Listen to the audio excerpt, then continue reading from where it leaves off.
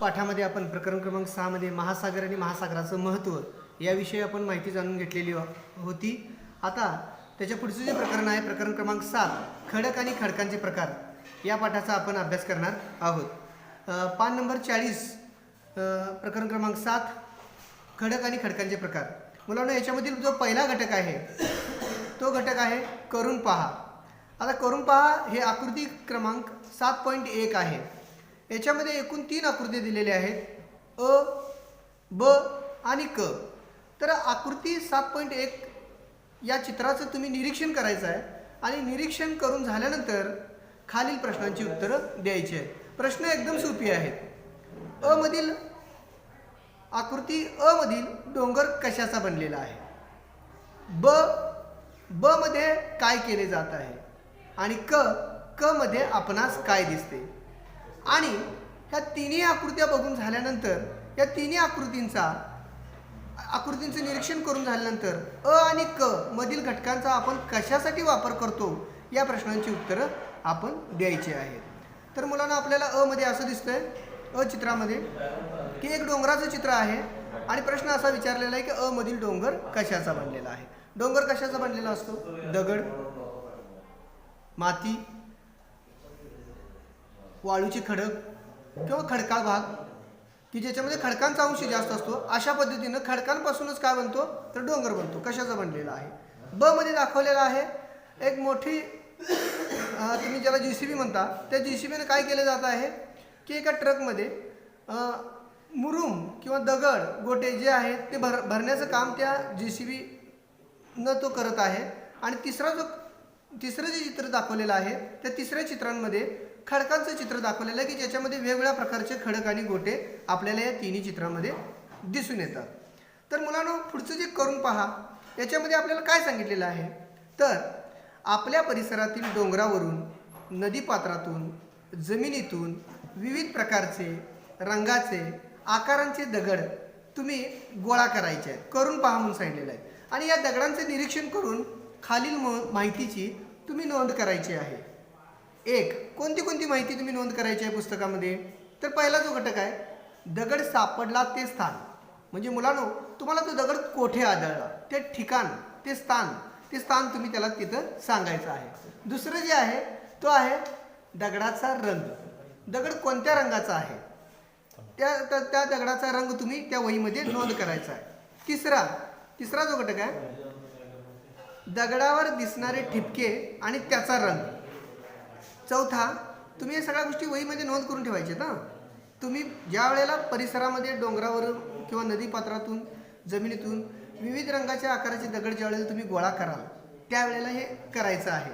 चौथा आहे दगडाचे वजन, म्हणजे कसं अंदाजे लिहायचं आहे, हलका आहे, जड आहे, अति जड आहे, एकदम जड आहे।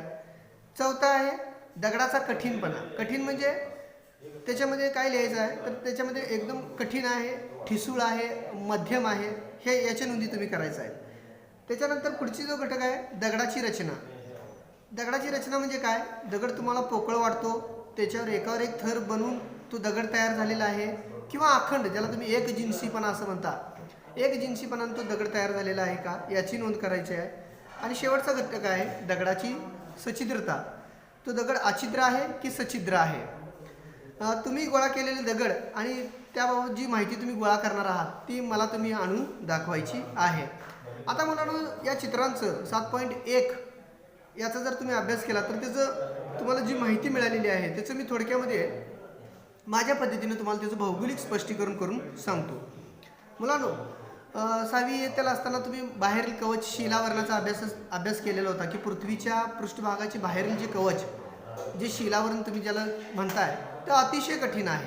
तसेच तो कशानं बनलेला आहे तर तो माती आणि खडकानं बनलेला आहे, हे आपण मागील इयत्तामध्ये शिकलेलो आहोत। आता यामध्ये काय शिकायचं 7वीला की या प्रकरणामध्ये भूपृष्ठावर व त्या खाली सुद्धा खडक आढळतात। भूपृष्ठावर तसेच त्या खालील शिलावरणामध्ये तयार झालेल्या खनिजांच्या मिश्रणाला खडक म्हणतात, एक व्याख्या आलेली आहे इथं। आणि खडक हा कशापासून तयार होतो, नैसर्गिक प्रक्रियेपासून तयार होतो।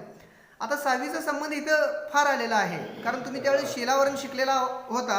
आता तोच घटक फक्त जरा थोडक्यामध्ये एक महत्त्वाचा घटक वाढवलेला आहे की भूपृष्ठाच्या खाली सुद्धा जे खडक सापडतात आणि शिलावरणामध्ये म्हणजे जो आपण 30 किलोमीटरपर्यंतचा जो भाग धरतो त्याच्यामध्ये जो खडक तयार झालेला आहे आणि त्या खडकांच्या दोन्ही खनिजांचे जो मिश्रण तयार होतं त्याला आपण काय म्हणतो, खडक असं म्हणतो. खडकाची व्याख्या तुम्ही लिहून घ्या. भूपृष्ठावर व त्या खाली सुद्धा जे खडक आढळतात त्याची व्याख्या भूपृष्ठावर तसेच त्या खालील शिलावरणामध्ये तयार झालेल्या खनिजांच्या मिश्रणाला खडक म्हणतात. खडक हे नैसर्गिक प्रक्रियेमधून निर्माण होतात. आता खडकांचे जे गुणधर्म आहेत ते कशावरून ठरवले जातात? एक, त्याच्यामध्ये कोणते खनिज पदार्थ आहेत. दोन, खनिजांचं प्रमाण किती आहे. आणि ही खनिजे किती वर्षे एकत्रित आली म्हणजे खनिजे एकत्र येण्याच्या प्रक्रियेवर त्या खडकाचा गुणधर्म हा अवलंबून असतो. म्हणजे त्याचा कालावधी कमी जास्त असेल तरी सुद्धा त्याच्या गुणधर्म म्हणजे त्याच्या प्रक्रियेवर किती वेळ लागलेला आहे त्याच्यावर सुद्धा ते अवलंबून असतं. साधारणपणे खडकांमध्ये सिलिका, ॲल्युमिनियम, मॅग्नेशियम व लोह ही खनिजे प्रामुख्याने आढळतात. म्हणजे बाकीचे खनिजे नाही आहेत का? आहेत, पण त्यांचं प्रमाण नगण्य असल्यामुळं, कमी असल्यामुळे त्याचा उल्लेख इथं केलेला नाही. याशिवाय इतर खनिजे सुद्धा आपल्याला शिलावरणामध्ये सापडतात. एक गोष्ट तुम्ही नेहमी लक्षात ठेवायची आहे, कुठलं की खडकालाच आपण दगड, पाषाण, शिला किंवा शिळा असंही म्हणतो. मी तुम्हाला पुन्हा एकदा रिपीट करून सांगतो. खडकाला दगड, पाषाण, शिला किंवा शिळा असेही म्हणतात. म्हणजे दगड हा पाषाण, शिला आणि शिळा या 4 नावानं ओळखला जातो. त्याची 4 नावं आहेत. ही गोष्ट तुम्ही लक्षात ठेवायची आहे. आता आपण काय बघायचं आहे, मी मगाशी तुम्हाला शिकवताना सांगितलं की खनिजे एकत्र येण्याची जी प्रक्रिया आहे त्याच्यावर सुद्धा खडकांचे गुणधर्म अवलंबून असतात. आता आपण खडकांचे प्रकार बघणार आहोत. ते कशा प्रकारे बघणार आहोत तर निर्मिती प्रक्रिया महत्त्वाचा शब्द आहे. त्या खडकाची निर्मिती जी झाली त्या निर्मितीच्या प्रक्रियेनुसार खडकांचे प्रकार 3 प्रमुख पडतात. पुन्हा सांगतोय, खडकांचे मुख्य 3 प्रकार पडतात. त्याच्यामध्ये पहिला जो खडक आहे ज्याला तुम्ही अग्निजन्य खडक असं म्हणता किंवा अग्निज खडक असेही म्हणतो आपण त्याला, किंवा मूळ खडक असेही म्हणतो. म्हणजे आपल्याला अग्निजन्य खडकाची 3 नावं आहेत. म्हणजे पेपरला परीक्षेला विचारत असताना अग्निज खडक म्हटल्यानंतर तुम्हाला असं व्हायला नको की अग्निजन्य वेगळं होतं आणि अग्निज वेगळं होतं. तिन्ही नावं एकच आहेत. अग्निजन्य खडक, अग्निज खडक आणि मूळ खडक हे एकाच खडकाची 3 नावं आहेत. दुसरा जो खडकाचा प्रकार आहे त्याचं नाव आहे गाळाचे खडक. याचे सुद्धा मुलांना 2 नावं आहेत. एक गाळाचे खडक आणि दुसरा जो आहे तो स्तरित खडक. आणि तिसरा आहे रूपांतरित खडक. हां, म्हणजे खडकांच्या निर्मितीनुसार आपण हे 3 प्रकार केले आहेत. अग्निजन्य खडक, गाळाचे खडक आणि रूपांतरित खडक. यातील पहिल्या प्रकाराचा अभ्यास करण्याच्या अगोदर आपण पान नंबर 41 वर आपल्याला काही माहिती सांगितलेली आहे. ती माहिती कशी आहे? माहीत आहे का तुम्हाला? या सदराखाली ती माहिती दिलेली आहे. मी ती तुम्हाला सांगतो. पृथ्वीच्या अंतर्भागामध्ये प्रचंड असं तापमान असतं. त्यामुळे या भागातील सर्व पदार्थ वितळलेल्या स्वरूपात असतात. बघा, पुन्हा सांगतोय, पृथ्वीच्या अंतर्भागात प्रचंड तापमान असते. त्यामुळे या भागामध्ये जे सगळे पदार्थ आहेत ते वितळलेल्या स्वरूपात आहेत. आणि जे भूपृष्ठ आहे त्याच्या भेगांमधून काही वेळेला हे पदार्थ बाहेर येतात. पृथ्वीच्या पोटातून, अंतर्भागातून हे काही पदार्थ काय होतात, काही वेळेला बाहेर येतात. ज्यावेळी ते बाहेर येतात त्यावेळी ते तप्त स्वरूपात असतात. म्हणून तुम्ही त्याला ज्वालामुखी असं म्हणता. तुम्ही त्याला काय म्हणता? ज्वालामुखीचा उद्रेक झाला असं म्हणता. या ज्वालामुखीच्या उद्रेकातून लावारस, वायू, धुलीकण, राख इत्यादी पदार्थ बाहेर पडतात. लावारसापासूनच मुलांनो मूळ खडक तयार होतात. बघा, मी पुन्हा सांगतोय, ज्या वेळेला पृथ्वीच्या अंतर्भागातून ज्वालामुखीचा उद्रेक होतो त्यावेळेला त्या उद्रेकातून जे बाहेर पदार्थ पडतात ते कोणते? तर ते लावारस, वायू, धुलीकण, राख हे पदार्थ बाहेर पडतात आणि या लावारसापासूनच मूळ खडक तयार होतात. बघा, मला मी तुम्हाला आणखी एक उदाहरण सांगतो. ज्या वेळेला लावारसाचा स्फोट होतो त्यावेळेला तुम्ही कितीतरी वेळेला बघितलेला असाल की आंतरराष्ट्रीय विमानतळावर त्याची माहिती घेतली जाते, नोंद ठेवली जाते. आणि ज्या वेळेला ती माहिती का ठेवली जाते तर ते ज्वालामुखीच्या उद्रेकातून जो स्फोट झालेला आहे त्याच्यातून प्रचंड अशी राख बाहेर पडते आणि ती राख काय होते वातावरणामध्ये मिक्स होऊन जाते. त्यावेळेला वैमानिकाला बऱ्याचशा, कारण लाव्हारस जेवढा मोठा तेवढे ती राख धुलीकण जास्त, त्यामुळे बऱ्याचशा मोठ्या प्रमाणावर काही काही वेळेला तर 100-100, 150 किलोमीटरवर ती राख जाऊन पसरली जाते आणि वैमानिकाला प्रवासामध्ये खूपच अडचण येते. त्यामुळे ह्या गोष्टीच्या नोंदी ठेवल्या जातात, कारण त्याच्यामुळे मोठा अपघात होण्याची शक्यता असते. म्हणजे एवढ्या मोठ्या स्वरूपात, मला उदाहरण सांगायचा उद्देश हा एकच होता की प्रचंड मोठ्या स्वरूपामध्ये हे ज्वालामुखीचे उद्रेक होत होता. आता जो जपानमध्ये जो लाव्हारसाचा स्फोट आहे होतो तो, ज्याला तुम्ही जिवंत ज्वालामुखी असं म्हणता, ते आपण पुढे बघणारच आहोत. पण तरी पण माहितीसाठी ज्वालामुखीचा मी तुम्हाला थोडक्यामध्ये माहिती सांगितली. आता आपण आपल्या मूळ विषयाकडे येऊया. आपण खडकाचे प्रकार बघत होतो.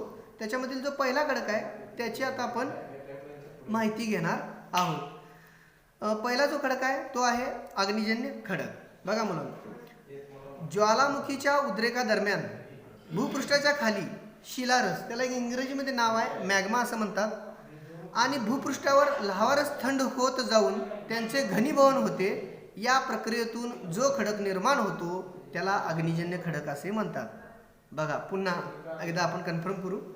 ज्वालामुखीचा उद्रेक झाल्यानंतर भूपृष्ठाच्या खाली शिलारस आणि भूपृष्ठाच्या वर लाव्हारस थंड होत जाऊन त्यांचे घनीभवन होते. या प्रक्रियेतून निर्माण होणाऱ्या खडकांना अग्निजन्य खडक असे म्हणतात. मी तुम्हाला सोप्या भाषेमध्ये याचं स्पष्टीकरण करतो. बघा मुलांनो, पृथ्वीच्या गर्भातून लाव्हारस वर आला, वर आल्यानंतर इथं वातावरणामध्ये हवा आहे, तर ती हवा त्याला लागल्यामुळे तप्त असा तो शिलारस असतो. तो बाहेर आल्यानंतर ज्यावेळेला जमिनीवर येतो त्यावेळी त्याचं नाव बदलतं. त्यावेळी त्याला आपण लाव्हारस असं म्हणतो.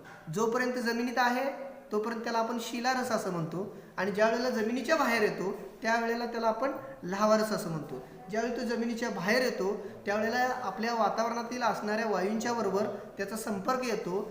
तो जो लाव्हारस आहे तो थंड होतो आणि त्याचा एक कठीण घनीभवन होते. म्हणजे काय, कठीण दगड तयार होतो. आणि अशा प्रकारचा जो दगड तयार होतो, जो खडक तयार होतो, त्याला आपण अग्निजन्य खडक असे म्हणतात. लक्षात ठेवा. याच्यामध्ये लक्षात ठेवण्याची एकच गोष्ट आहे मुलांना, पुन्हा सांगतो. जमिनीच्या खाली आहे, भूपृष्ठाच्या खाली आहे, तोपर्यंत त्याला नाव आहे शिलारस. आणि ज्यावेळेला जमिनीतून बाहेर येतो त्यावेळी त्याचं नाव बदलतं, त्याला आपण लाव्हारस असं म्हणतो. वातावरणातील वायूशी त्याचा संपर्क होतो, घनीभवन होतं, आणि त्यापासून कठीण जो खडक तयार होतो त्याला आपण अग्निजन्य खडक असं म्हटलं जातं. आता अग्निजन्य खडकाची थोडी माहिती आपण घेऊया. अग्निजन्य खडक पृथ्वीच्या अंतर्गत भागामध्ये जे पदार्थ आहेत त्याच्यापासूनच तो तयार होत असल्यामुळे त्यांना मूळ खडक असेही म्हणतात. लक्षात येते का बघा. जो शिलारस जमिनीत होता त्याच्यात जे गुणधर्म आहेत त्याच गुणधर्मापासून तो खडक तयार होतो. वर लाव्हारस वर आल्यानंतर तो तयार होतो, म्हणून त्यांना मूळ खडक असंही म्हटलं जातं. पृथ्वीवर सध्या जे खडक तुम्हाला मिळतात आपल्याला जमिनीवर मुलांनो, हे सगळे खडक जे आहेत ते मूळ खडक आहेत असं म्हटलं तरी काय वावगं होणार नाही. कारण ही सगळी पृथ्वी जी आहे ही पूर्वी तप्त असा लाव्हारसाचा गोळा होता. ज्या वेळेला वातावरणाची निर्मिती झाली, थंड होत गेलं, घनीभवनाची प्रक्रिया झाली, त्यावेळी हे जे खडक तयार झालेले आहेत, त्यावेळेस जे खडक तयार झाले ते बहुतांशी काय आहेत, बहुतांशी म्हणतोय मी, अग्निजन्य खडकच आहेत. आणि सगळे अग्निजन्य खडक हे अतिशय कठीण एकजिन्सी असतात. अतिशय कठीण आणि एकजिन्सी असतात. मी तुम्हाला मगाशी सांगितलेलं की ज्या ठिकाणी तुम्हाला दगडांचं निरीक्षण करून नोंद ठेवायला सांगितलेलं आहे त्याच्यामध्ये मी तुम्हाला 6व्या नंबरचा एक घटक सांगितलेला की दगडाची रचना बघा, त्याच्यामध्ये तो लिहून ठेवा म्हणून सांगितलेलं की तो एकजिन्सीपणा आहे किंवा त्याचा थर आहे, थरावर थर साचून तो तयार झालेला दगड आहे किंवा पोकळ आहे, याच्यानुसार. आता हा जो अग्निजन्य खडक आहे हा वजनानं अतिशय जाड असतो. आणि विशेष असं आहे की अग्निजन्य खडकांमध्ये कुठल्याही प्रकारचं जीवाश्म आढळत नाही. कोणत्याही प्रकारचं जीवाश्म या अग्निजन्य खडकांमध्ये आढळत नाही. आता महाराष्ट्रातलं उदाहरण सांगायचं झालं तर जे महाराष्ट्र पठार आहे आणि सह्याद्री जी आहे, सह्याद्रीच्या डोंगररांगा ह्या संपूर्णतः अग्निजन्य खडकांनी बनलेल्या आहेत. आपल्याला परीक्षेसाठी विचारलं जाऊ शकतं की अग्निजन्य खडक असलेली महाराष्ट्रातील 2 ठिकाणांची नावं सांगा. त्यावेळेला तुम्ही महाराष्ट्र पठार आणि सह्याद्री या 2 भागांची नावं तुम्हाला सांगायची आहेत. आता राहिला घटक कुठला, तर या अग्निजन्य खडकांमध्ये बेसॉल्ट नावाचा जो खडक आहे, बेसॉल्ट हा प्रमुख खडक आहे. अग्निजन्य खडकातला जो घटक, जो प्रमुख खडक आहे त्याचं नाव आहे बेसॉल्ट. आता त्याच्यानंतरचा जो घटक आहे तो घटक आहे पुन्हा माहीत आहे का तुम्हाला, माहीत आहे का तुम्हाला. आता मी तुम्हाला फक्त एकाच खडकाची माहिती सांगितलेली आहे, अग्निजन्य खडक, आणि त्याच्यानंतर लगेच कुठला घटक आलेला, कुठला घटक आलेला आहे, माहीत आहे का तुम्हाला. आता त्याच्यामध्ये आकृती 7.2 आपण याचं व्यवस्थित निरीक्षण करायचं आहे. तुम्हाला 7.2 मध्ये एक खडक दाखवलेला आहे, एक खडक दाखवलेला आहे, एक दगड दाखवलेला आहे, दगड, आणि तो त्या दगडाचं तुम्ही निरीक्षण करायचं आहे. आता आकृती 7.2 मध्ये जो खडक दाखवण्यात आलेला आहे तुम्ही स्क्रीनवर बघू शकता, तो हा जो आहे खडक तो प्युमिस नावाचा खडक आहे. तो प्युमिस नावाचा खडक आहे. प्युमिस खडक हा अग्निजन्य खडक आहे. ज्वालामुखीच्या येणाऱ्या फेसातून, ज्वालामुखीतून येणाऱ्या फेसातून हा खडक तयार होतो आणि तो सच्छिद्र असतो. तो कसा आहे, सच्छिद्र आहे, आणि त्याची घनता कमी असल्याने तो पाण्यावर तरंगतो, तो पाण्यावर तरंगतो. बघा मी मगाशी तुम्हाला सांगितलेलं मुलांनो, परत आपण उजळणी टाईप घेऊया. जोपर्यंत जमिनीच्या भूपृष्ठाच्या खाली तो रस आहे त्यावेळेला त्याला आपण शिलारस म्हणतो, आणि ज्या वेळेला जमिनीवर येतो त्यावेळेला तुम्ही त्याला लाव्हारस असं आपण म्हणतो त्यांना, बरोबर आहे.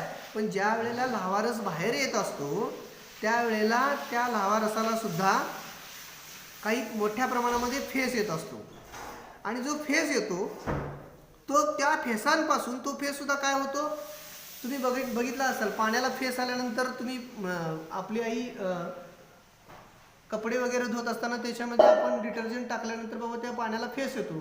तो फेस कसा असतो, वजनानं हलका असतो, बरोबर आहे का. त्याचप्रमाणे ज्वालामुखीतून जो बाहेर पडतो लाव्हारस, त्या लाव्हारसाला काही फेस येतो, आणि त्या फेसापासून हा खडक वातावरणाशी संपर्कात आल्यामुळं हा खडक तयार होतो. विशेष म्हणजे हा खडक सच्छिद्र असतो. सच्छिद्र म्हणजे त्याला छोटी छोटी छोटी छोटी छोटी छोटी असंख्य अशी लाखो अशी छिद्र असतात. त्यामुळे छिद्र असल्यामुळे त्याची घनता कमी आली, आणि घनता कमी असल्याने वैशिष्ट्यपूर्ण बाब अशी की हा असा एकमेव खडक आहे प्युमिस नावाचा की जो पाण्यावर तरंगतो. लक्षात आलं आकृती 7.2 मध्ये. आता महाराष्ट्रातील बहुतेक जे डोंगरी किल्ले आहेत त्याच्यावर जर तुम्ही बघितलात, शिवाजी महाराजांचे बरेचसे किल्ले जर तुम्ही बघितला तर त्याच्यावर तळी किंवा हत्तीखाने आढळतात. हत्तीखाने म्हणजेच काय, थोडक्यात पाणी साठवायचे जे ठिकाण आहे त्याला ती वेगवेगळ्या प्रकारे ते नावं दिलेली आहेत. आपण त्यांना तळं म्हणू. डोंगरावर डोंगरी किल्ले जे आहेत तिथं पाण्याची सोय होण्यासाठी जी रचना केलेली होती, जे तलाव बांधलेले होते, जी तळी बांधलेली होती, हे दगडांच्या खाणीचे खड्डे आहे. लक्षात आलं का बघा. वास्तविक हे काय केलेलं आहे, दगडांची खाणी तिथं दगड खणलेले आहे, तिथं खाण काढलेले आहे, आणि या खाणीतून काढलेल्या दगडांचा उपयोग किल्ल्याच्या बांधकामासाठी केलेला आहे. म्हणजे डोंगरावर पहिला काय केलेलं आहे, त्यांनी खण काढली, दगडांची खण काढली, त्या खणीतूनच काय केलं, त्या दगडांचा उपयोग किल्ला बांधण्यासाठी केला, आणि जी खड्डा पडला तिथं, ज्याला आपण खण असं म्हणतो, या खड्ड्यांमध्येच त्यांनी काय केलं, दुहेरी उपयोग केलं, त्याच्यामध्येच त्यांनी पाणी साठवलं, आणि त्याच्यातूनच तळी आणि तलाव निर्माण केले गेले होते. आता याच्यासाठी मी जी आता तुम्हाला माहिती सांगितली 7.3 मधली किल्ल्यावरील तलाव, म्हणजे बघा त्यावेळेला सुद्धा तळी बांधत असताना किंवा तलाव बांधत असताना दुहेरी उद्देश ठेवलेला होता. एक म्हणजे आपल्याला बांधकामासाठी जो दगड लागणार आहे किल्ल्याला बांधायला, तो बाहेर न आणता त्याच किल्ल्यावर काय केलेले आहे, एका बाजूला खण काढायची, उकरायचं, दगड काढायचे, आपल्याला हवे तेवढे दगड काढायचे, त्याच्यामुळे तिथं खण तयार होते, आणि त्या खणीचाच उपयोग आपल्याला पावसाळ्यामध्ये पावसाचं जे पाणी पडतं त्या पाण्यापासून काय केलं जातं, ते पाणी साठवलं जातं, आणि त्याच्यापासून तळी आणि तलाव निर्माण केले जातात. जरा तुम्ही आता डोकं चालवायचं आहे मुलांनो, इथं विचारलेलं आहे, आणि आज आता आपण इथं हा प्रश्न झाल्यानंतर आज आपण इथं थांबणार आहोत. महाराष्ट्रातील किल्ल्यांच्या बांधकामासाठी बघा, महाराष्ट्रातील किल्ल्यांच्या बांधकामासाठी प्रामुख्याने कोणता खडक वापरला असावा आणि तो का. बघा आता मी तुम्हाला मगाशी माहिती सांगितली, आता जी माहिती सांगितली की अग्निजन्य खडक महाराष्ट्रामध्ये कोणत्या 2 ठिकाणी आढळतात, अग्निजन्य खडकाची व्याख्या सांगितली आपण, अग्निजन्य खडकाचं कोणते प्रमुख घटक आहेत ते बघितलं आपण. आता तुम्ही डोकं चालवायचं आहे, थोडंसं जरा डोकं चालवायचं आहे. काय विचारलेला आहे प्रश्न, त्यांनी सांगितलेलं आहे की जरा डोके चालवा. महाराष्ट्रातील किल्ल्यांच्या बांधकामासाठी प्रामुख्याने कोणता खडक वापरला असावा आणि तो का वापरला असावा. आपण काय करायचं आहे, याचा जो पुढचा पाठ आहे मुलांनो, त्याच्यानंतरचा जो पाठ आहे, नंतरचा जो पाठ आहे त्याच्यामध्ये या प्रश्नाचं उत्तर मी तुमच्याकडून जाणून घेणार आहे आणि त्याच्यानंतर मी त्याचं भौगोलिक विश्लेषण करणार आहे की कोणता खडक बांधकामासाठी वापरला आणि तो तसाच का वापरला. आजच्या आपण याचं उत्तर मी तुम्हाला पुढच्या तासात सांगतो. तत्पूर्वी आज आपण प्रकरण 7 खडक आणि खडकाच्या प्रकारामध्ये 7.1 मधील 3 आकृत्यांचं निरीक्षण केलं. त्याच्यानंतर तुम्हाला दगडांचं निरीक्षण करून खालील माहितीची नोंद करण्यासाठी सांगितलेलं आहे आणि त्याचं भौगोलिक स्पष्टीकरणामध्ये मी तुम्हाला खडकाची व्याख्या सांगितली. खडकाला 3 जी नावं आहेत, दगड, पाषाण, शिला किंवा शिळा, आणि त्याच्यामध्ये मुख्य खडकांचे 3 प्रकार सांगितले. अग्निजन्य खडक, गाळाचे खडक, रूपांतरित खडक, आणि त्याच्यामधील एका घटकाचा आज आपण अभ्यास केलेला आहोत. त्या घटकाचं नाव होतं अग्निजन्य खडक.